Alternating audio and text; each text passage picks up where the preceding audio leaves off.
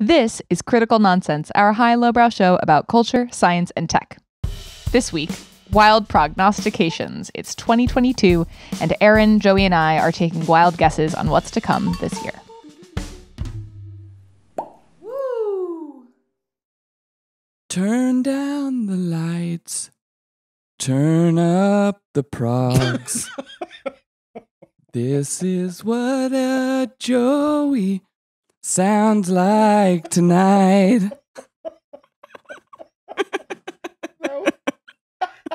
Okay. That got me. I don't even know what that was. It's Bonnie Raitt. I'm sorry. It's Joey K. Meyer. Let me be more specific. God. Oh, of all that song. Ooh, that's wow. You hit it early this morning. I got verses with bangers that make you cry today. So I've been in a space. But Aaron, who are you? You should introduce yourself. That is fair.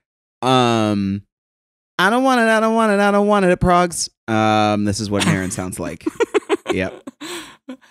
And this is what an executive producer and Progstradamus, Jess Vander, sounds like. Hi, this is Jess. Yo, that is definitely something. Is that a show? Is that a podcast that we also do? Yeah. That is Progstradamus. Progstradamus, hosted by Progstradamus. Yes. You can hate me awesome. Now, but I got progs now. Sorry, that was Nostradamus. Wow. He can hate me now. Anyways, in case you haven't figured it out, it is that time of year, friends. Yes. Light your candles, pour your wine. Yes. It is time for Wild Prognostications. As a reminder, we're each going to prognosticate, make predictions, soothsay, pour the tea leaves, pour the tea maybe, spill the tea, about what we think is going to happen in 2020 dose. I'm so excited for this. A few considerations here. Things that we think about in making our wild prognostications. Temperature level. Right? Yeah. How hot is that prog?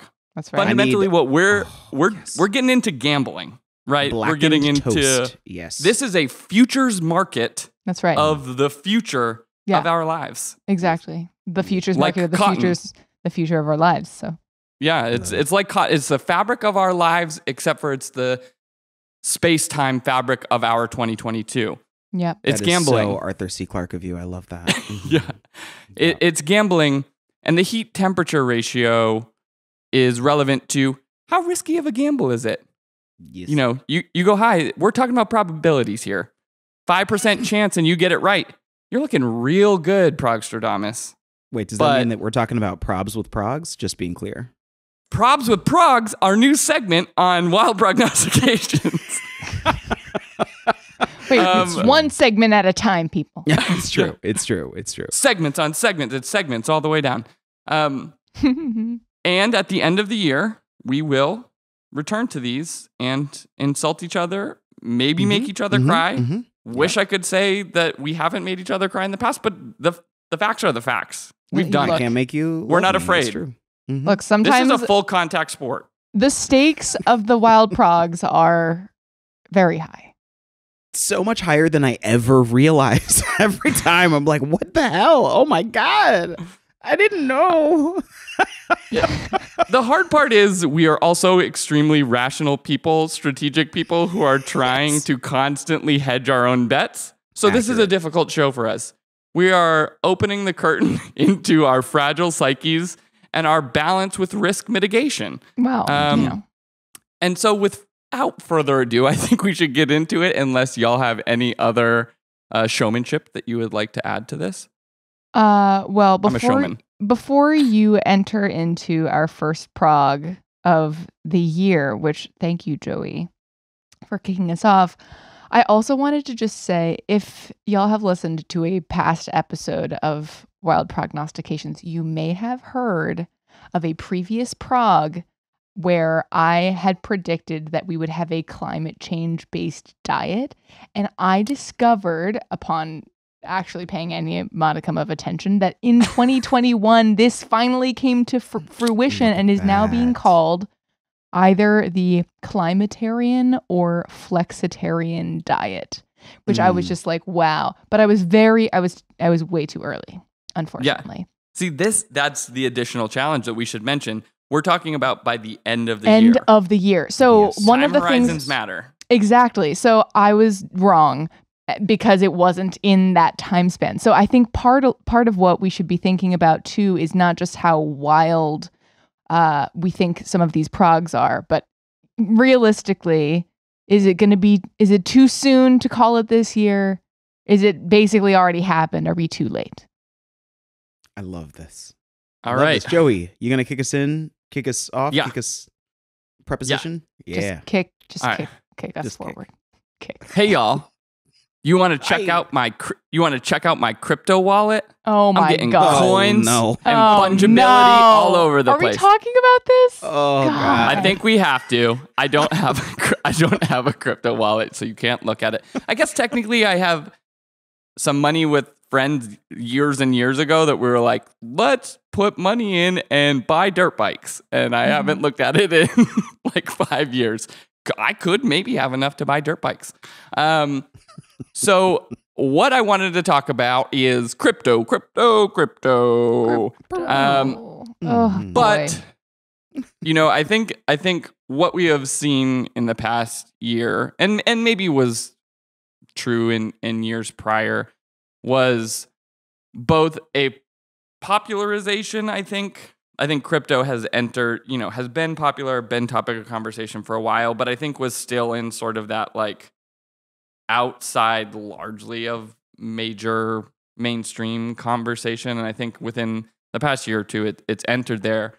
And what's come with that, as is, seems to be what has to happen in every conversation, is a extreme polarization of the conversation. You're either all in or all out. And I'm frankly kind of neither. I'm sitting somewhere in the middle of like, I could see the value in this, and also I'm not that interested in it. But the reason why I think that it is time to talk about it now is because of the amount of mainstream attention that has come in the past year. And I think what has come with that, and because of the just sheer volume of money that has entered that sort of crypto world, the amount of conversation that is happening, which is in and of itself a different form of currency for people, seeking to be relevant. The grown-ups have entered the room, in quotes, right? The sort of actual developers from, again, in quotes, Web 2, sort of this like recent era of tech products, tech development, tech platforms, all of that have been sort of entering into the room. And with all the money and all the attention coming in, the cracks are kind of showing, right? It has been sort of like, as you would expect, a decentralized movement where everyone's like, this is going to be the future and we're going to build the future on it. And so, the future. There have been people like the founder of the Signal app, the encrypted communications platform, recently wrote a post where he was, trying to do some like, for just his own edification, what he called dipping a toe, but was like actually like programming things. And he was like, there's a lot of holes in this world. Why is this thing made this way? And so here's my prognostication. The gloss and shimmer and speculative attention is going to crash on like NFTs, crypto, all of that. My expectation is not that the money is going to disappear, although maybe there'll be dips in the market like there are right now. But what I expect is that the grown-ups are going to start taking over power within that world because they already have power and they're just going to translate it over. And it is going to be fundamentally unrecognizable.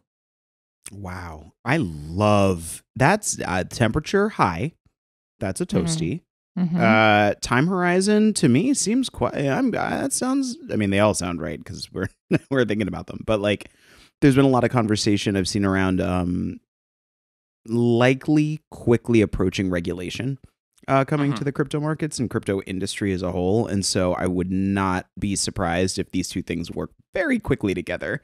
As soon as we have like legislation in one, municipality about it, it really does change crypto fundamentally because it is decentralized. Yeah. What we've seen in it's been happening slowly over time, but you're seeing bigger and bigger instances of it, is that, the sort of like boogeyman of like cryptocurrency world is fiat currency, right? Meanwhile, like all of these fiat currency is traditional. The boogeyman of cryptocurrency is fiat currency. It is. T-shirt. Yes. Put it on a T-shirt. Put it on a T-shirt. Here's my boogeyman, George Washington. But the issue is that governments have been seizing huge. There's like something that I think the UK seized $3 billion in cryptocurrency last year alone. And, they're like, if huge portions of the market are owned by the centralized governments that are sort of the antithesis of these platforms, like it sort of changes things. I think, there are other sort of like sub hot takes or sub progs that I could throw in here. You want to hear a few sub progs? Yes, please.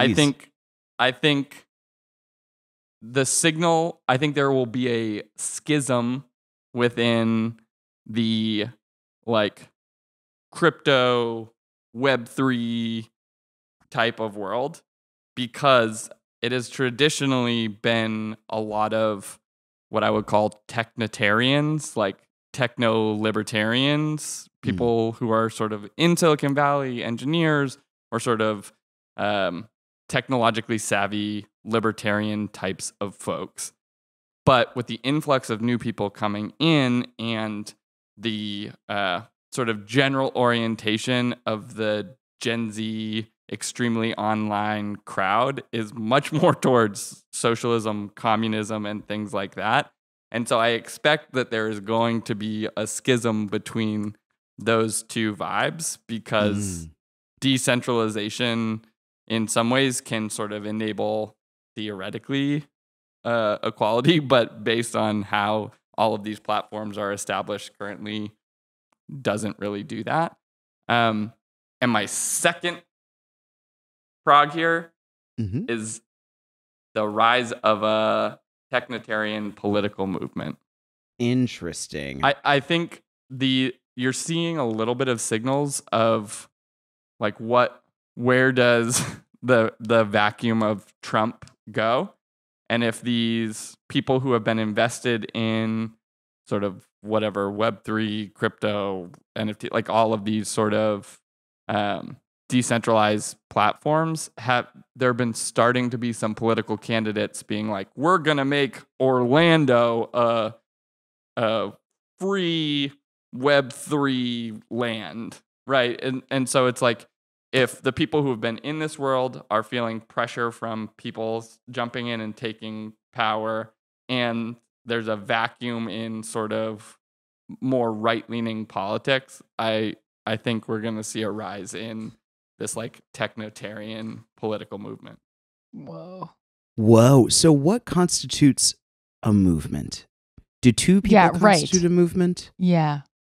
I think multiple people starting to run and potentially win on a platform that is oriented towards this sort of like DeFi, crypto, like DAO type of world. Fascinating.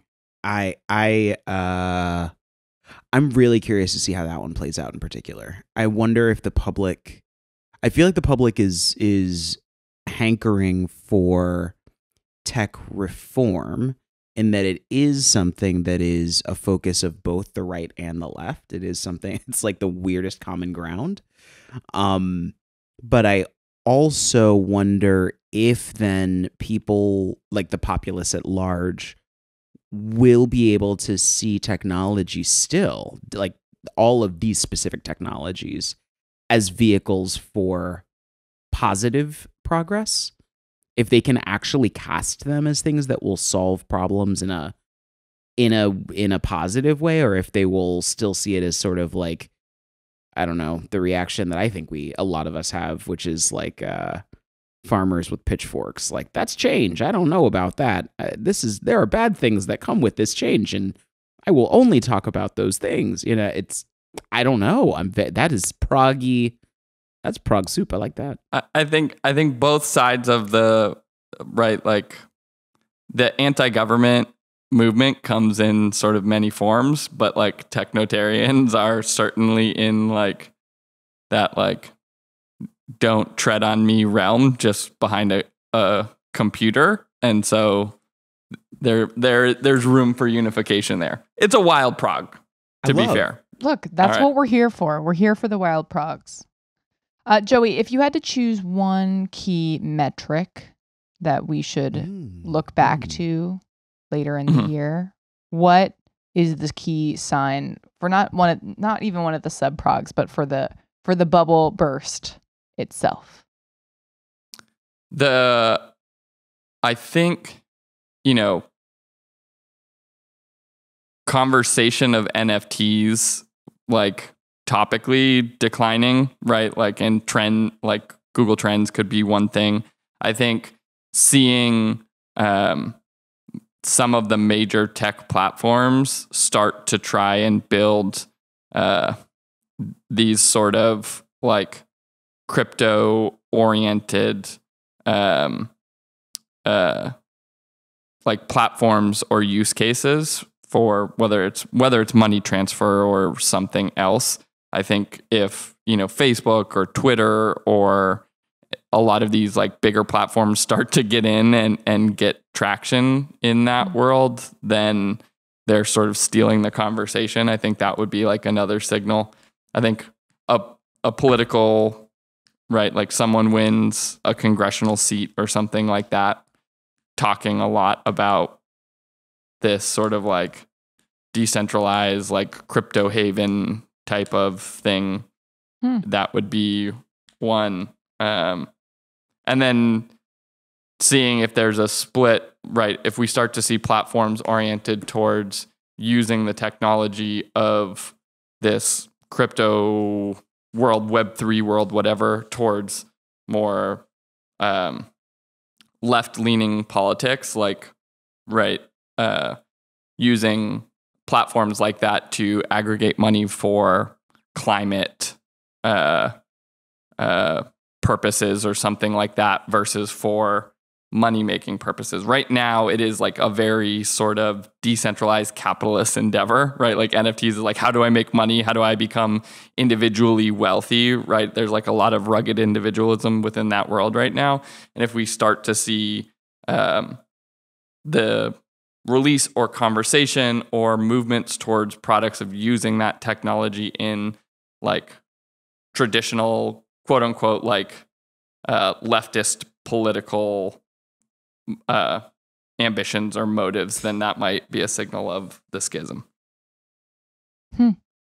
Would one say that we might be in the wiggity wow wow, wiggity wow wow, wiggity wow wow West, Jim West, Desperado, Rough Riders? No, you don't want none of this six gun in this brother run. Okay, I'm sorry, I'm done.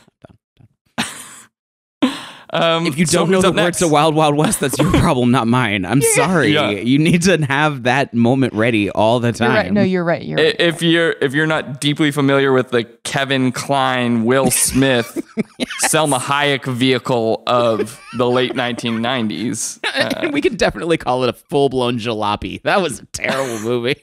That was so bad. Oh, Will. It was Cowboys and Aliens before Cowboys and Aliens. Fun fact, Will Smith turned down the role of Neo in The Matrix to be in Wild Wild West, and he is still to this day very sad about that. Nope. Very, very sad about that. Yeah. Link in the show notes to the interview with him. It's great. Wow. Yeah. Yeah. All right, who's up? Jess? Is it you? I think it's you. Okay. Yeah. Okay. I think rollerblading's coming back. Ooh. Oh, I love this. That is like a very clear, like. Yes. So here's my case. I really think that Omicron, upon making and in tandem with Delta and our very coronavirus-filled times at present, I think will make their big push. And I do think summer will be, a brighter time. And in that time, the people will want to reemerge and reemerge with speed. And I think this could happen in two formats, right? I think it could happen in people purchasing their own pairs of rollerblades or roller skates. In fact, I don't really have a strong feeling about which one. I could even see roller skates, which is sort of like the quadruped style instead of the inline skate. I could imagine that actually coming out ahead just for like the retro aesthetic purposes, but also for sort of this casual activity, something to do in the outdoors for fun, as if we have no cares in the world and we haven't just been through hell and back like 4 times.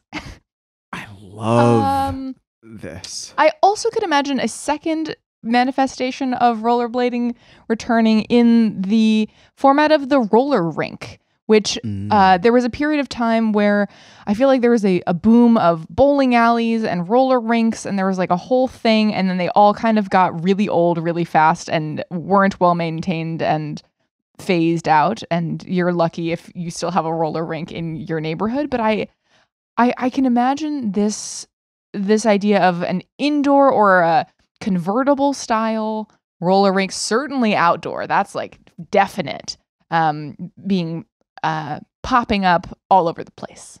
So I think it's possible. I think it's totally possible. I mean, the decline of the roller rink in real estate always shocks me. Like, when you can see a Pizza Hut and it's turned into something else, and you're like, that was a Pizza Hut. Yeah. Yes. There are a lot of, I think my favorite, it's a CVS in Williamsburg. It's like a CVS or a Rite Aid, and it is a converted roller rink, but like they just put the store in the middle of the rink. Like you walk in and you open the little thing. There's like a moat. You walk, you open the door, and it's just the weirdest thing that you're shopping. Bizarre. And it is a roller rink. They didn't even try. They were just like, no, just put like the rows in. It's I mean, that's more interesting at least than like a traditional CVS. So I'm not like mad at that. I'm mad that the roller rink is gone, but I'm like, hey, like embrace the architecture or something. Very funny. Right, it's exactly. like contextual architecture.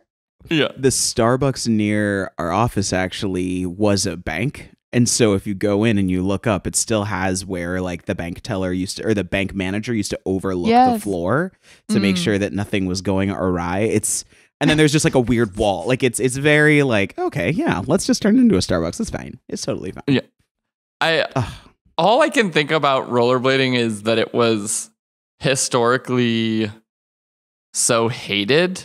It just like got it. There was so many jokes about rollerblading, and like most of them distasteful, like product of an era of like the 90s, right? Like homophobic jokes about, which some of them were structurally good jokes and message terrible, but the like it was such a hated thing, and seemingly like honestly for no reason. Like, why do you care if someone's like getting exercise outside rollerblading instead of I don't know, riding a bike or going jogging or something like that? But I'm always wondered why rollerblading was so hated. Like what made it hated. And so it's interesting to think about like rollerblading making a comeback. I'm here for it. I think what I think would be interesting is like seeing people with like the e-scooter, e-bike equivalent of rollerblades, like motor skates. Boosted? Whoa. Oh yeah. I think part of the allure that I anticipate is the sort of analog nature of the roller skating joy. Just like it is, it has that sort of retro appeal, the anachronism of shoes with wheels. It is one of those things where it's like a bike can be used for fun or transportation, right? Because you can cover more distance. Like rollerblading is, as someone who used to rollerblade when I was like a teenager, I had like aggressive skates, doing grinds and whatnot. Yeah. Doing Tricks. tricks. Yeah. Yes. Light up wheels. Not a great form of transportation. No, it's And so so- exhausting. Yes. Yeah, so you need like a certain level of infrastructure for rollerblading. Minimum just like a bit of smooth pavement, Yes. and that is not easy to come by in our crumbling up infrastructure. So there are some impediments to this, but I'm kind of on board with this prognostication. I could see it happening. I love it. I'm feeling good. I also have to interject briefly that it was a Rite Aid in Greenpoint, and it was just demolished last year. No. So, damn it, 2021. What else will you take from us? But it was very popular. Taken down Rite Aid. Yes, they had they had the disco ball from the roller rink still in the roof, What? so they just like left the disco ball from. They just had it. Like, there. look, this Rite Aid's a party. I don't know what to say. Yes, Yeah. it was so charming. It was always weird shopping in there. R.I.P. Greenpoint Rite Aid number 7237. Aside, Yeah. yeah, I just want to like one last side journey to this rollerblading subplot, Prague. Mm-hmm. I wonder too about roller derby and Yes. roller skating sport and the empowerment of women. Just as a sidebar, just like powerful women rollerblading. Mhm. Really rollerblading. I mean, I never. Anyway, I mean, I used to. Well, right. I love roller derby. B, I do remember the roller derby renaissance of like 2006, 7. 8. Yeah. It was in there. 'Cause Yeah, I that remember era. like downtown Providence, they would have roller derbies going on. That's when Elliot Page was Elliot Page was starring in Whiplash. No, not Whiplash. That's the I know what you're talking about. Yes, it is a movie about roller derby that was quite good. Oh my goodness. Whip this It? is Whip It. Whip it. God, it was so good. That was a good movie. That was a good moment. I mean, that's the also, thing like, is like roller derby has not gone away in the like female queer community. Like that has been For sure. but like breaking out. I told you one of my neighbors is the in quotes roller disco queen of Brooklyn and has like So good. multiple roller disco situations. Like one happens at LaFrac Park, which is like a roller skating rink / ice skating rink in the winter. So, I'm here for it. And I would love to see a roller derby event. I've never been, but it's fun. It's a lot of energy. More roller activity. Okay. More roller activity.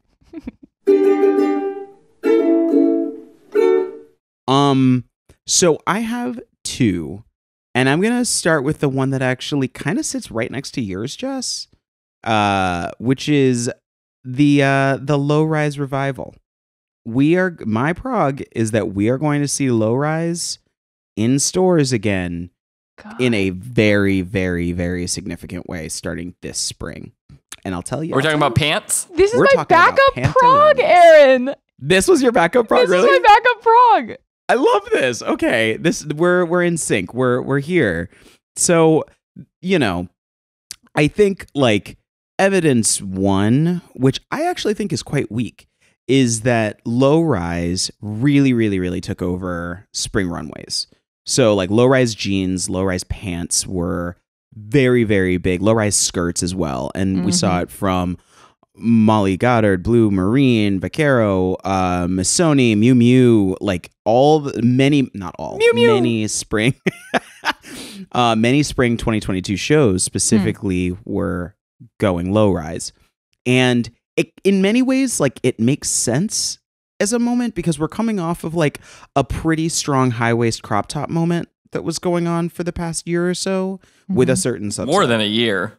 That's true. It's been a few years. But the reason that I think that is a stronger piece of proof than necessarily which shows were showing or how many shows were showing low rise, just because so much of the industry is not, it's still waterfalls from fashion shows for sure, but it's not as powerful as it used to be.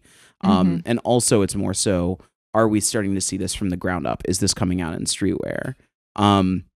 But admittedly, because of when all those shows were happening, this has been sort of like a mini debate for over the course of not a mini debate, but almost a mini simmering prog all throughout 2021 is like, is it happening now? Is it happening now? Is it happening now? And there seems to be some consensus in the fashion community that like, oh, this is happening now. So get ready for your Christina Aguilera pants to come back. And rhinestones. Boy, at lace crotches, or not lace, but like shoelace crotches. Like why tie up? No. I think it's interesting.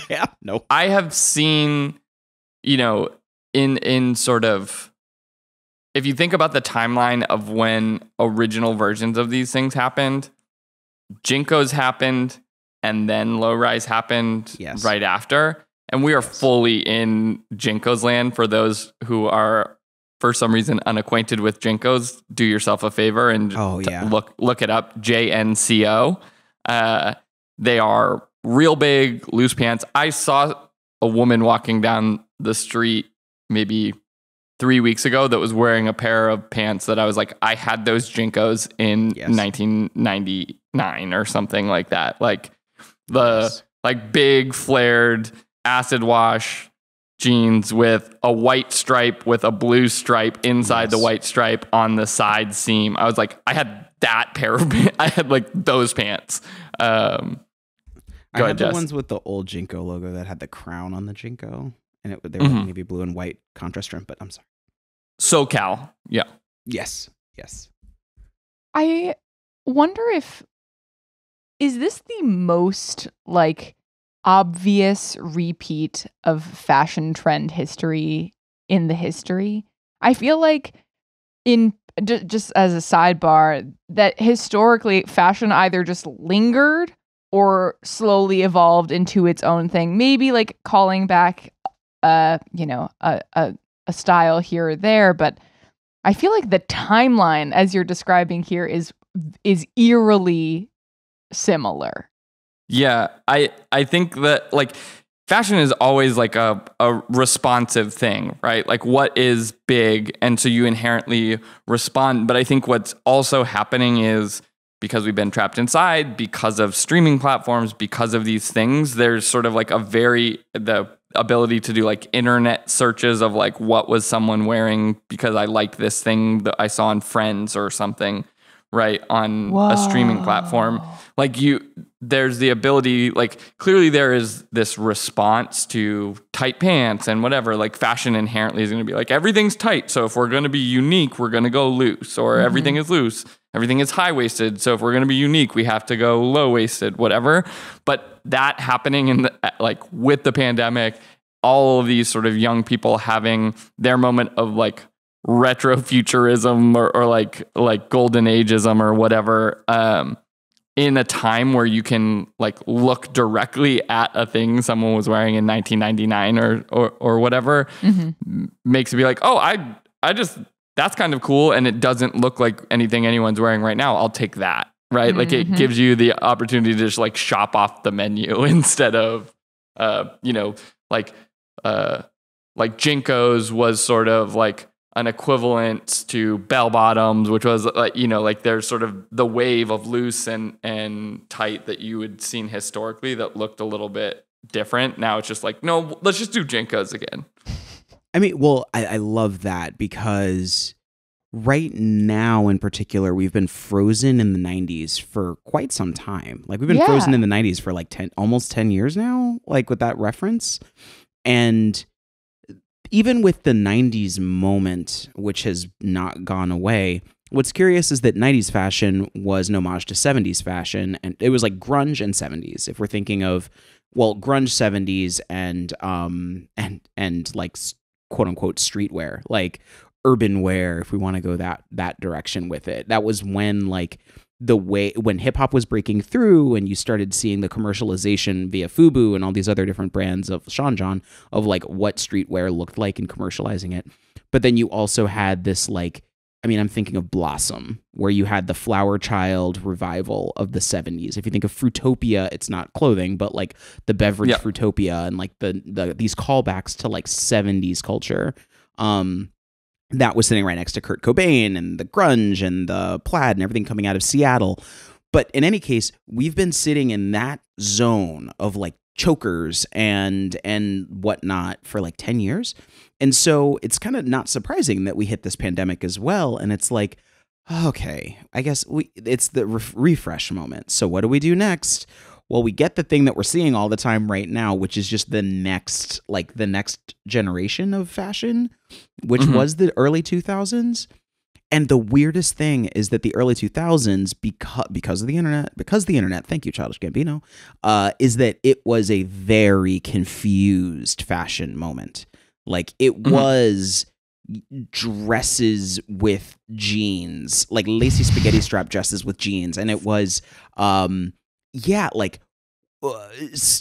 really, really fake blonde hair with super intense tans with really, really intense patterns that were on top of that. It was a confused era because people were starting to just look at stuff and pull reference and share it with each other more quickly than ever before. And everyone was new to it. And so the result was really confused. I don't think it was bad style. I think it was bad. But like you had that and then everything that Hype Williams did then going out in the world.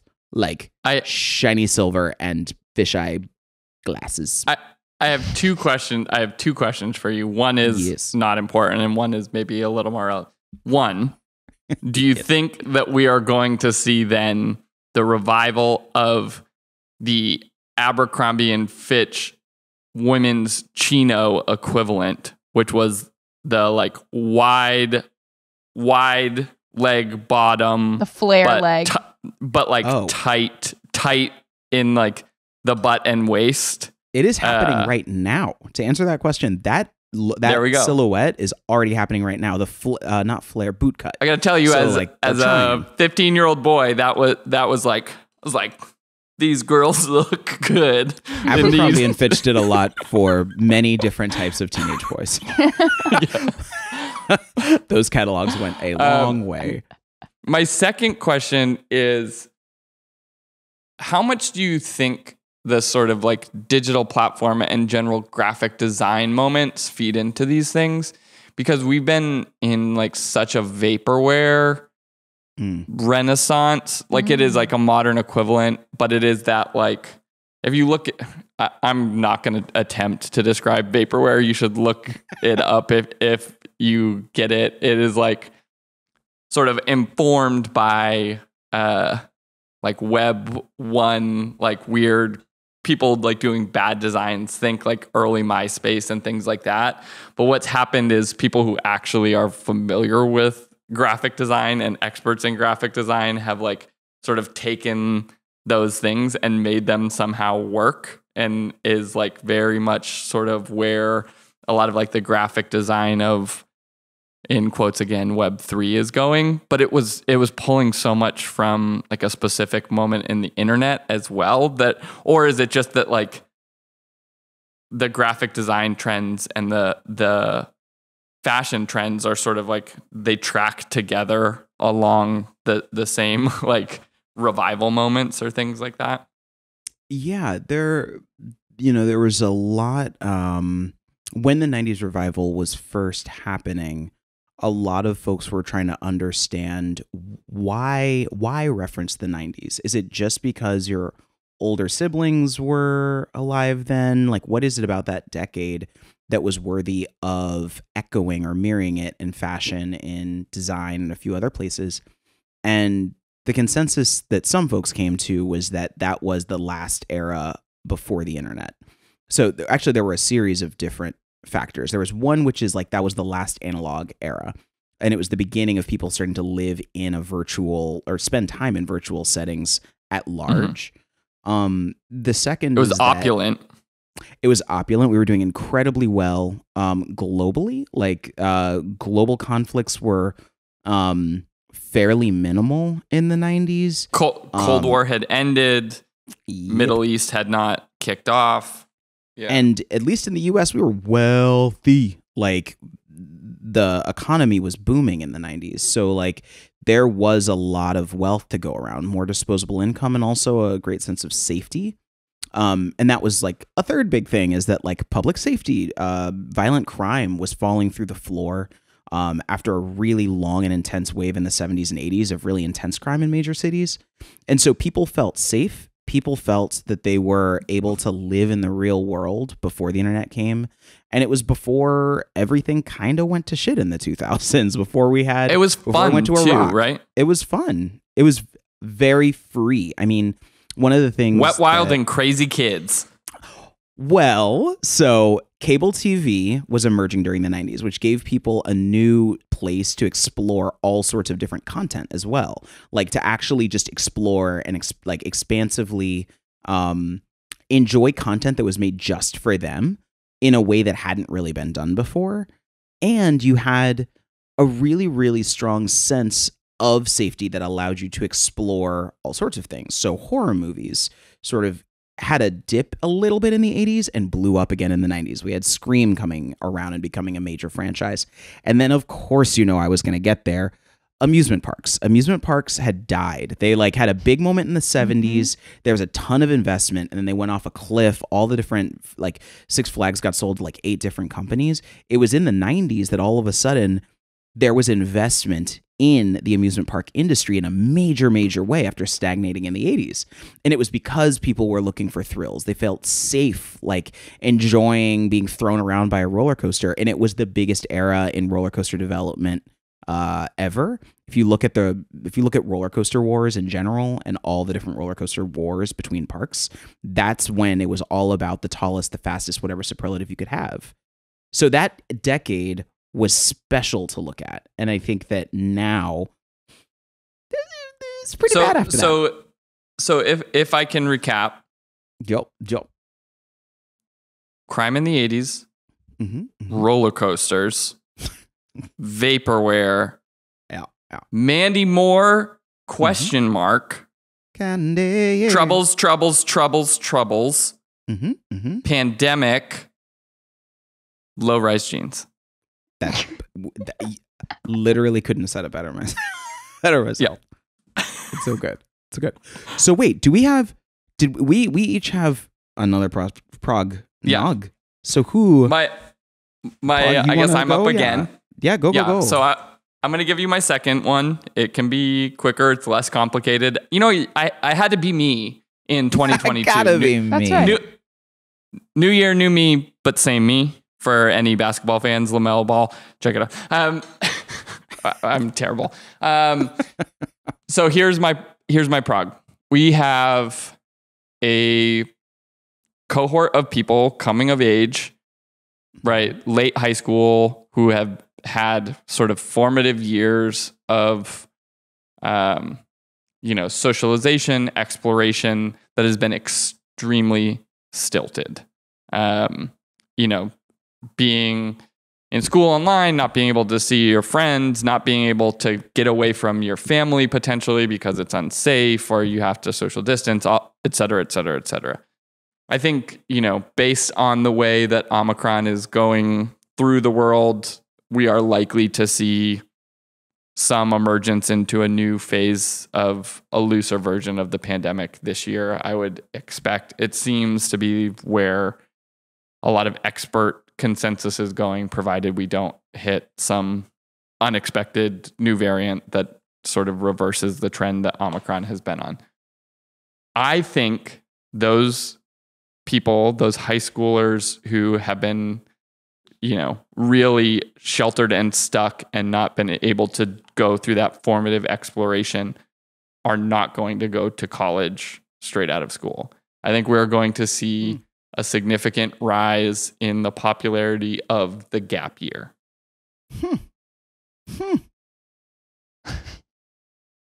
Low rise revival, rise in the gap year, gap navel, spans between the pants and the top. The combination might mean that get your khakis at the Gap is also going to have a revival. Yeah, but I don't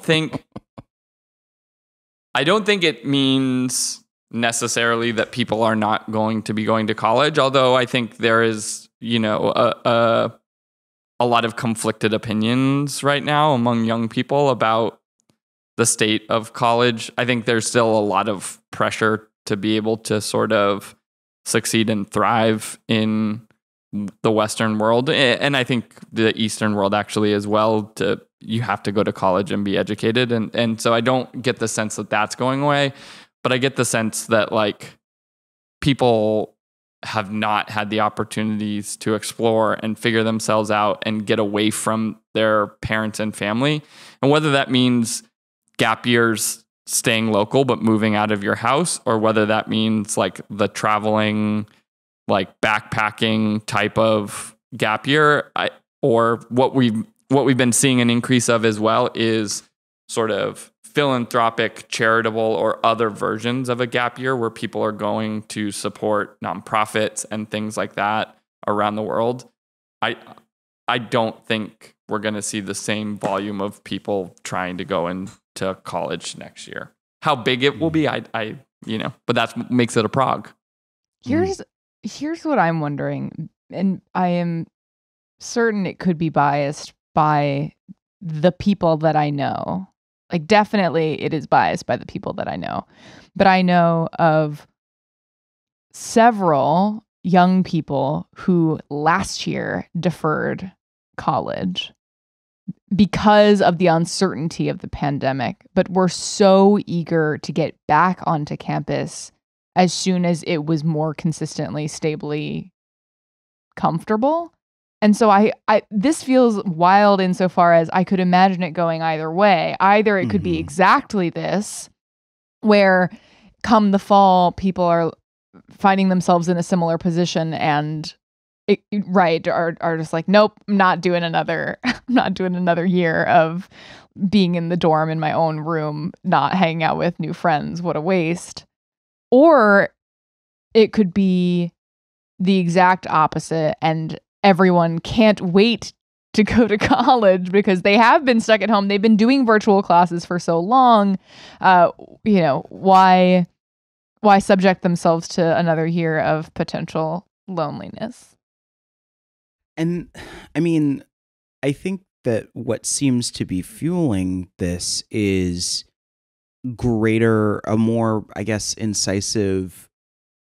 Well, I think that people are having to look at the decisions they make a lot more critically than they did in the past. And they have to be things that were maybe in the past just, for certain folks, you graduate and you go to college. That's just what you do. And there's never a question about it. We don't talk about like, well, what are the other options and all that. And that's a small subset of folks.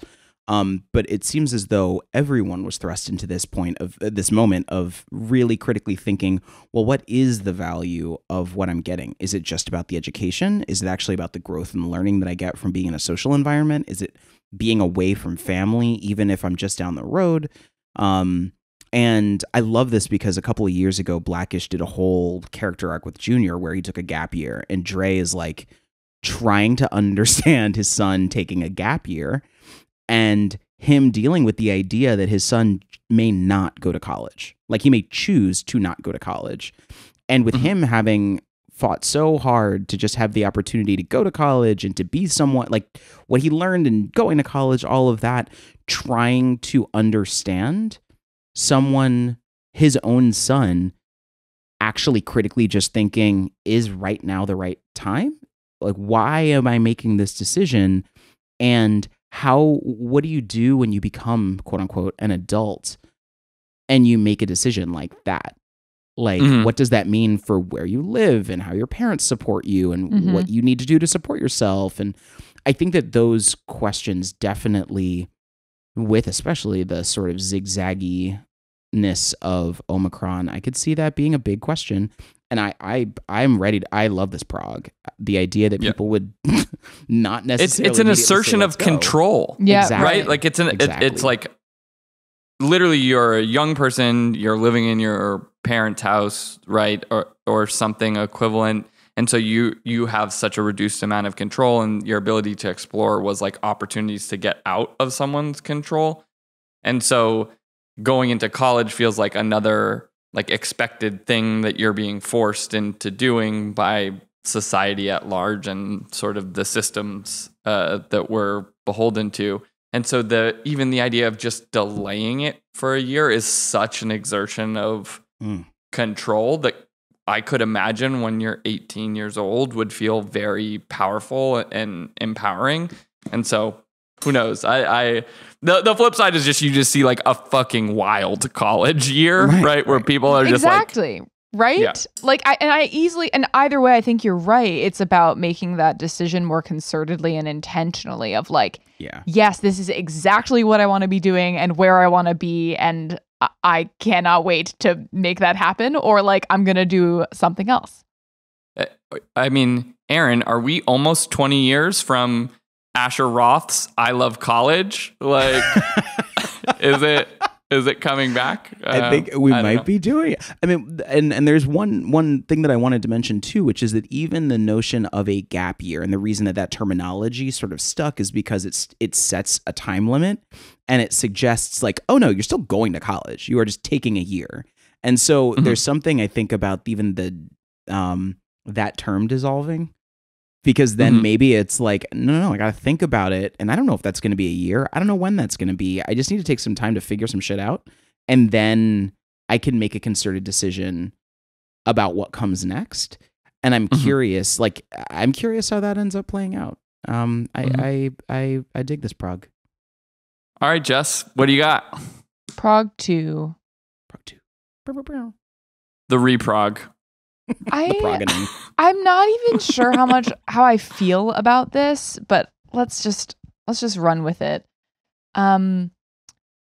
It's a unique combination of several concepts. It's the concept of our love of classes and ongoing education dwindling after sort of the initial glut of I need things to do in early lockdown, reemerging. That's one part of the concept. A second part of the concept is the prioritization and emphasis of what I can only describe as home economics, or like family and consumer science style focus in the home, like people buying all sorts of fancy cookware to take pictures of their foods that they have made for themselves during this time, and then or in sort of like small potlucky social settings that are safer than going out and about. And also the practical and more big picture truth of many having to, pause work or change their work settings so that they can take care of children and potentially even, finding new meaning and joy and appreciation in that type of role, spending more time at home. With all of these things, could there be in 2022 a reemergence of in-person home ec classes for adults? Whoa. And namely men. Yes. I just this idea of people just taking cooking classes or fancy laundry classes or learning to sew together. I can just see it being something that we've been spending all this time at home brushing up our skills. Why don't we refine them more publicly and more formally. Is this weird? I don't even know how I feel. I mean, it's weird, but I like it. Yeah. I really do. There's something that I was reading at some point that was about like how to stop discord in your marriage, and it was like you have to recognize really quickly. It was a New York Times story actually, and it was about someone who was frustrated when they started going into lockdown to see how differently he and his wife fold laundry. And like they had just gotten married, and he would refold everything after she folded because like this is not folded. I need this folded differently. Insane. Yes, and so I think the whole thing was like, I need to not sweat the small things. Why am I letting this take up my mind space? Like it's just a shirt folded. But so that's a little gem that everybody can hold on to and learn something from. But separately, the idea that we're all learning, I guess, how to do things and being so much more self-reliant than we had to be before, or at least forcing ourselves to consider how much we don't know how to do around our homes. In fact, like the people who leave having spent a lot of time with their family and their parents, and they leave and they're like, oh, shocking realization that I am way worse at doing my laundry than my mom ever did. And wow, I have to like get back on my game because that's embarrassing. Like, why does she know so much more? And why didn't I learn from her in the time that I could have while I was home? And yet, like, I still did not pick up that skill. Yes. Well, there was the thing that you spoke about. I can't remember if it was on the podcast or it was in a separate conversation we had about like Ask a Dad or what was it called? Yes. What? Oh yeah. What's it? It was this YouTube channel of this guy with over 1 million followers who's just like the dad for the online dad for people who don't have someone to teach them how to like change the oil in their car or like toss a football, just classic. Or like unclog the drain. Stuff. Yeah. I think like those types of things where it's like in general like the education system historically would provide you at least with some of those skills, maybe not laundry, but like cooking, carpentry, like some of those types of classes you would get that were just sort of like broader general life skills in school, like are, more focused towards not the arts, not sort of broad skills. It is like math, science, right? English. You things don't like have that. these. You don't have a chance to learn this stuff. Yeah, it's called Dad, How Do I? Dad, How Do I? And so I went to a college prep school and I didn't know what that was. I also didn't choose to go there. My parents were like, this is what you're doing. But it's interesting when you think about a curriculum that is specifically devoid of home ec and everything that has to do with actual life management. And it's essentially an entire school like journey that is just focused on how do you navigate college well. Yeah. Like, and that's not like, overt, but it's like, they don't teach you carpentry. They don't teach you how to like manage or balance a budget. And I think that I'd imagine that is perhaps the more overt version of what's happened to education in general over the past like 30-ish years, somewhere in there where like, I don't know. Many people I know do not know these basics. And yet they are actually the practical things that we all need to know in order to subsist. My middle school, it was like these types of classes were on a quarterly basis. So you do 4 a year. And I wound up taking woodworking, cooking, sewing, computers, drafting, like all of these things. Like drafting has not paid off for me in any capacity. Maybe like early introductions to geometry, but you were getting it in middle. It was like not a huge investment. You were taking at least one of those classes a quarter, and it was just like, here's how you measure and cook like baked. We were making like baked Alaska and like learning the differences between preserves, jelly, and jam, and like making them and stuff like that. Literally that last week and still don't know for sure. Wait, what are the differences? Jelly has gelatin and doesn't have like the bits of fruit in it. It's like strained and made with juices. preserves have the broken up bits of the fruit but are chunkier, and jam is like fully mashed up somewhere in between the two. Wow. I believe that's how I remember it. That sounds right. Again, yeah. We got into a very heated argument in my house about chutneys versus jams versus jellies. And then we all stopped and looked at each other and were like, none of us know the answer to this. We cannot have such strong opinions when literally. If only I were there. Yes. Yes. That's so cool. I want that prog to come true because I would love, I'm hungry in general for places, and people are hungry for places to socialize. And that just seems like a nice way to socialize around something that's random. Like, right? Teach me how to do my laundry. That's the other element. I was going to say our approach to progs is very different. I think mine are just like, I could imagine this scenario happening based on some signals. Jess's are often like, I want this thing to happen. Yes. Will it? She's like trying to manifest. Right. Like, I want to be rollerblading with big jewelry and having like an eco diet while like taking a home ec class. Like that. That's Jess. And then Aaron is like, maybe you're in a.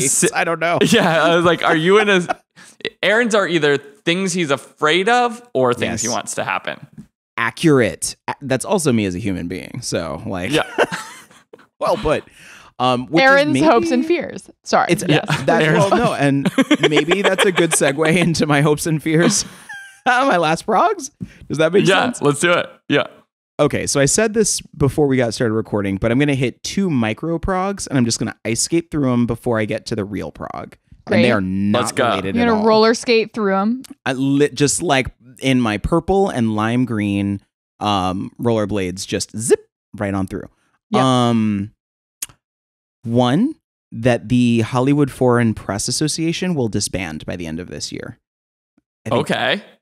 The Golden Globes, basically, I mean, it was just like one dude in a ballroom reading it off. They're not being shown in the award shows. If you haven't read the LA Times expose on them last year, it was very significant, but also like, obviously the marketing funding or floor has sort of dropped out because no one gets anything from saying that they're a Golden Globes nominee or winner because it's tarnished. So I think that the lighter take would be that they just rebrand and they like change the membership rules and whatnot, but I think they're going to disband. I think it's going to be dead. The other one is that the housing market will correct, but it won't crash. So I do think that we are going to see like a more normal amount of demand by the end of the calendar year, but I don't think that there is going to be a huge market crash a la the housing crisis. 2008. And it's because like new construction is still way behind demand. We're like, I think it's 3.8 million units short of demand, and that's up from 2.5 million in 2018, according to Fannie Mac. Interest rates are going to go up, but basically everybody's going to rush at the beginning of the year to try to beat those points, but it's not going to be that huge, and it's going to go up actually multiple times over the next 2 years. So I think it's going to soften demand, but it's not going to tank it, which is in general what they do with the interest rates. But I also think there's going to be some other type of a variant, and people are going to want to once again like try to figure out a different living situation.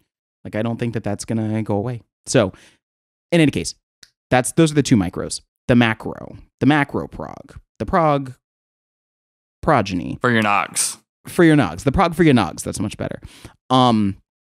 Is that a psychedelic will be decriminalized or legalized in at least one U.S. state by the end of the year. I'm coming in. Yes. This is so Washington. What is it? It is Oregon and DC decriminalized mushrooms. Yes. You thinking something like equivalent, like mushrooms hits another state, or are you thinking like DMT or LSD or something like that? So I think it's going to be one more state. I think, and all signs are kind of pointing to California being the next one. There's a ballot measure that will be voted on this year to, I believe, decriminalize psychedelics. And actually, there's a whole wide class of psychedelics that is going to be up for a vote this year in California. So specifically, I think it's going to be California. But the thing that's interesting, this struck me because I've been getting ads, admittedly, on Instagram for Mind Bloom, which is taking advantage. It's a therapy. It's a psychedelic-based therapy option that is specifically ketamine therapy. So ketamine has an off-label indication, or it's not even an indication. It can be used off-label illegally to treat depression, anxiety, PTSD, very, very effectively, especially in conjunction with talk therapy. And so there are actually a couple of different ketamine therapy studios, clinics in New York that have popped up. Field Trip is one of them. Nushama is another one. But of course, it's like super, super expensive. It's like five or six sessions, and it's like, I think it's like $3,500 per session or something like that. It is wildly expensive. I will check my numbers. Yeah, because it's wildly illegal, and so you're taking on a lot of risk, right? Exactly. And it's, you're obviously, your insurance company is not going to cover. Well, what's interesting is that your insurance company will not cover you using this for just those purposes, but there's all sorts of information floating around about, well, if you get double indicated, then, and you need to use it for the thing that it is on label use for ketamine, then you could use it for this as well. But in any case, there is seemingly, I think that it's basically two convergent forces. One is, since 2000, when the FDA started actually resuming clinical trials of psychedelics in a way that they hadn't since the ban during the Nixon administration, there's actually more interest from pharmaceutical companies to try to truly legitimize and medicalize the way that psychedelics are used, and so to incorporate them within other different types of drugs. So I think that there's an actual legislative push, for lack of a better term, that will move it in that direction. And I think the other is just like, people are curious. People want to try these psychedelic things in a safe way, and people are trying them in a safe way. To your point about Oregon, the way that it's still illegal at a federal level, but Oregon, when it decriminalized it, brought quite a bit of, a lot of businesses grew around mushroom usage, mushroom treatment, not just usage, but treatment, and guiding people through in sort of pseudo-spiritual or explicitly spiritual ways through mushroom experiences to help soften and weaken a lot of the depressive and anxious lives that people were living, needed treatment for.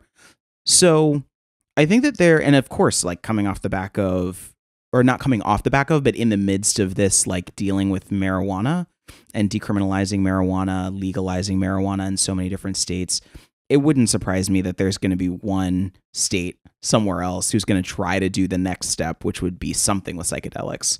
And there are plenty of arguments for it. Like, I think it's an easy sell to say that the more regulation there is, the safer that people are. In general, like why do we leave this to a black market when this could be one that is regulated and like tested and has results attached to it? Sign me up. Yeah. I mean, there is, I was thinking about this while walking the dog this morning. We definitely as a society medicalize and moralize drugs, period, incredibly deeply. We believe that they need to be medicalized so that there is sort of governmental authority over them. And sort of legislative authority, but we also moralize them because we're a puritanical society, and we say if you use any drug, it's bad. But we have seen and gone through in our lifetimes different drugs that make the bridge over to the other side, that the stigma gets pulled away from or softened. We're living through it right now with marijuana. We're seeing a lot of other drugs that are pharmaceutical drugs that are super, super old, like are, formulas that are from like the 1800s that are being used to treat people now. And it's just because they've gone through that channel that we take away that stigma and we start to see them more as, well, it's prescribed by a pharmacist, so it's okay because you've got some filters in there. So I think that like challenging that at times illogical, irrational, or unsupported moralization of drugs opens up doors to actually think about, we are using substances all day long. We drink coffee and caffeine is a drug.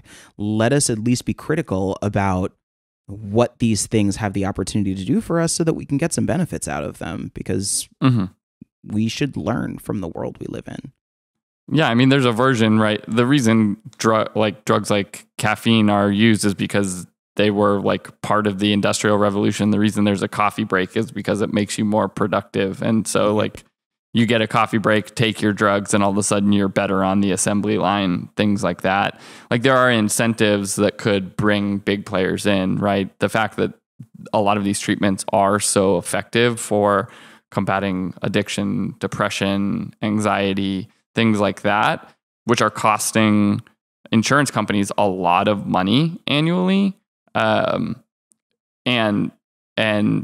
you know, it's in their best interest to be able to reduce claims, would potentially mean that they could jump on board, or that pharmaceutical companies could be the ones that can sell these things now and sort of take advantage of the revenue streams of taking it off the black market also makes that possible. So there are incentives in place that would, you know, bring in the big blank in a lot of these I things. was about to say, are you just saying fingers crossed for big shroom? Yeah, big shroom is coming. I mean, big boomer. Well, speaking of boomers, like there was so much pearl clutching in the 70s because of the moral panic that was related to the post 60s, like, you know, hippie movement and free love movement. Like drug use was connected to a lot of societal ills that were pulling us down in a really significant way. And I don't think that we collectively do that in the same way anymore at all. I think that there is in general a less knee-jerk reaction against drugs. And I mean, like literally, we lived through the war on drugs. We lived through a lot of things that were making and trying to address a lot of these things politically. And the conversation simply moved on and people just chilled out a little bit more. Maybe it's because of all of the responsible drug usage. I don't know. The drugs. But I mean, I also think that there's so much wrapped up in this. I think that the Oxycontin crisis and everything that's going on with that is kind of flies in the face of it. It's like those are legally prescribed drugs, and that's clearly a highly addictive and highly destructive force throughout so many communities. So I don't know who has the moral authority when we don't believe in the state anymore anyway, like when there's that eroded trust within government in the way that was not there the last time we went through this conversation. But like I said, one state. That's my prog. That's it. That's a prog. That's a prog. That's my prog. Moral Panic, our collective soundtrack for Moral Panic at the recent disco. time. Yes. That's right. Moral Panic at the Rite Aid with a disco ball. That's actually the full name of the band. Yeah. All right, Jess, you want to hit our prog recap corner? So our recap for our Wild Prognostications of 2022. Joey thinks that the crypto bubble might burst, either taking format in some kind of political schism and also technotarianism, which no one understands what that means. I don't know. Ask Joey if you've got questions. I think that roller skating is coming back. And also, we all lament the loss of the Rite Aid in Greenpoint that Aaron talked about, but who knows? Maybe the rinks themselves will reemerge in all of their disco glory. Speaking of revival, Aaron is guessing that Low Rise is on the comeback with spring runways and Jinkos aplenty, which is just like a bag of a jean bag for your pant legs. Face.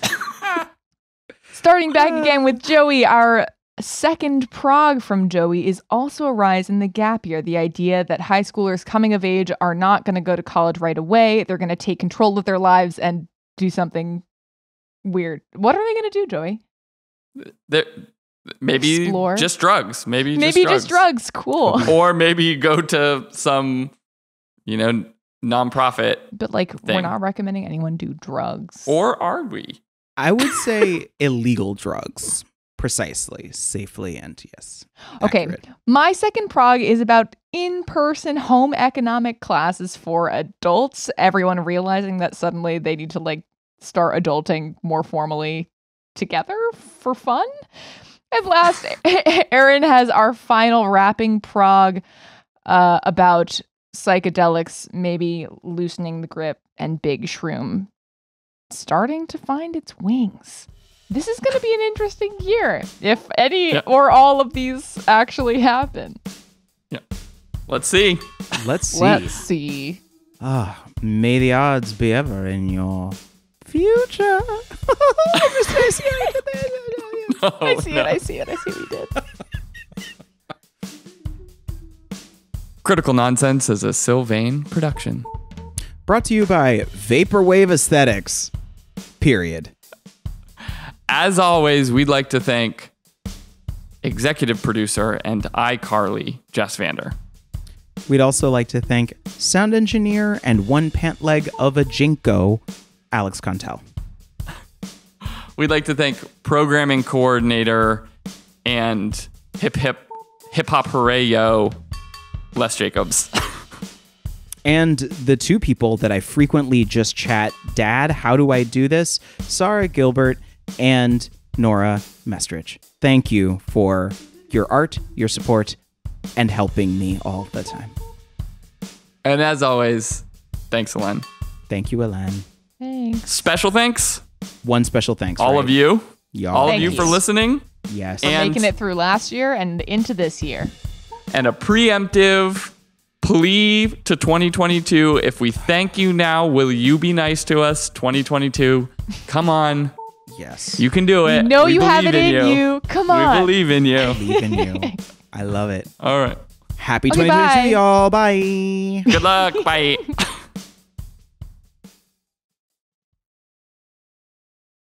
Turn out. Nope.